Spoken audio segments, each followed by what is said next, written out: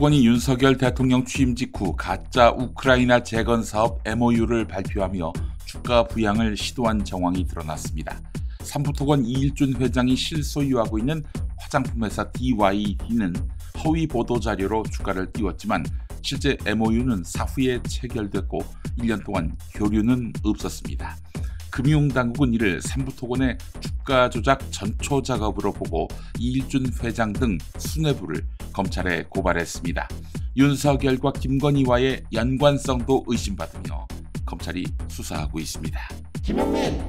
검찰이 어제 윤석열 부부의 서초동 사저와 코바나 컨텐츠 사무실을 압수수색했습니다. 통일교 고위 인사 윤모 씨가 건진법사 전성배를 통해 김건희에게 그라프 목걸이, 샤넬백 등을 전달했다는 의혹을 수사하고 있는데요. 2022년 정부가 개발도상국의 경제적, 사회적 발전을 위해 제공하는 자금 또는 기술 협력인 공적개발 원조와 관련한 청탁이 있었는지, 캄보디아 메콩강 프로젝트가 연루된 것은 아닌지 보고 있습니다. 전성배는 물품 분실을 주장하고 있고 김건희는 선물 수령을 부인하고 있습니다. 검찰은 전성배 일가의 인사청탁과 이권 추적도 병행하고 있습니다. 국민의힘 친윤 주류가 한덕수 대통령 권한대행을 반 이재명 빅텐트 주축으로 세우려 하자 김문수 후보 측이 불쏘시개가 아니다라며 단일화에 반발했습니다.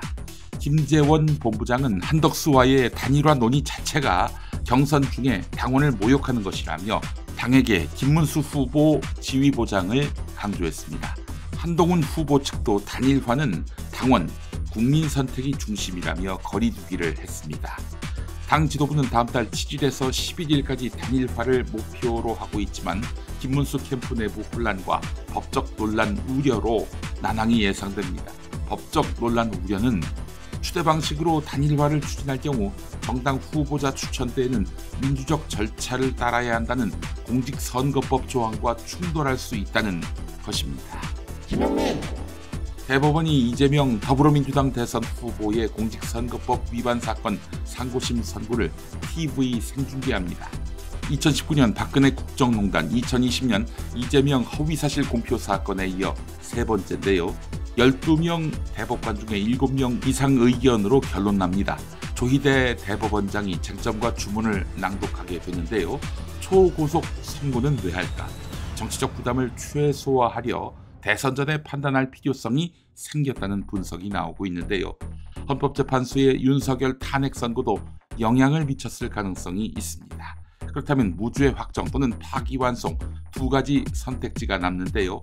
어떤 결론이든 정치적 공세가 불가피해 보입니다.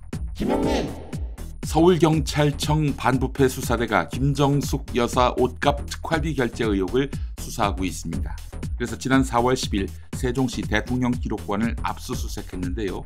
문재인 정부 청와대는 특활비 사용을 부인했고 사비 결제를 주장했습니다. 하지만 경찰은 전직 청와대 관계자 진술과 의류업체 수사로 특활비를 사용했으며 관봉권 결제 자료도 확보했다고 합니다.